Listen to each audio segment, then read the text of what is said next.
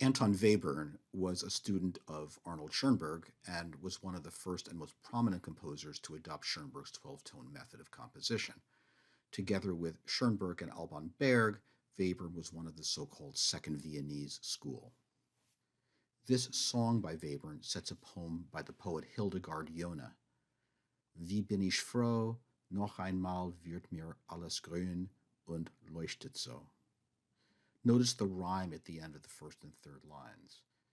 Wie bin ich froh with the notes G, E, D sharp, F sharp, and leuchtet so also with the notes G, E, D sharp, F sharp. In that way, the poetic rhyme gets a musical rhyme. Here's the passage.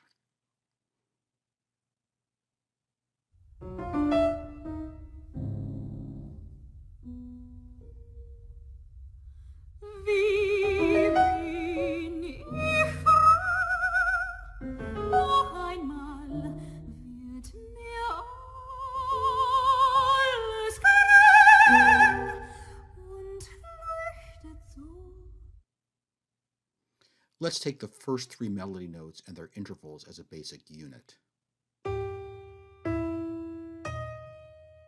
The same pattern of intervals occurs twice more in the melody, first transposed down 5 semitones, and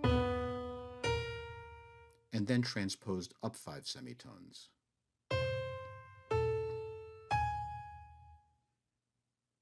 These three statements of the motive create a sort of symmetrical frame for the melody as a whole.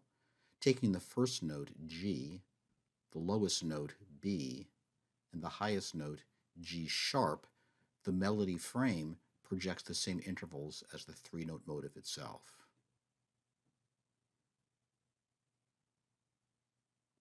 There's an additional statement of the motive in the melody, slightly varied and slightly concealed, overlapping with the second of the three principal statements.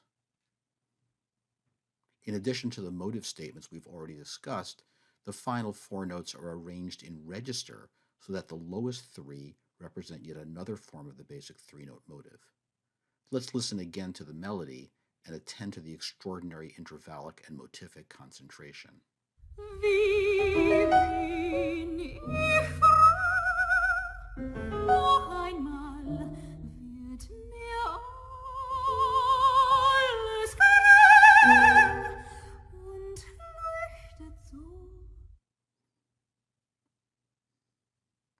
The same three-note motive is heard 5 times in the piano accompaniment with a distinctive rhythmic figure, 16th note triplets.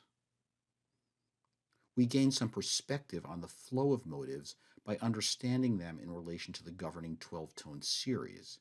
The passage begins with RI7, the RI form that ends on G. Then a canon between voice and piano, as each states P7, the P form that starts on G. The piano moves rapidly through P7 and has time to state RI7 again, while the voice begins an additional statement of P7.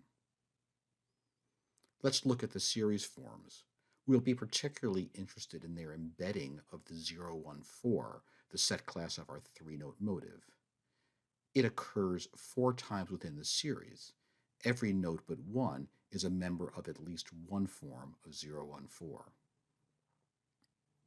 In addition to these set class affinities, 4 of the actual pitch class dyads are shared between the two series forms, and these can be heard echoing back and forth within and between the parts.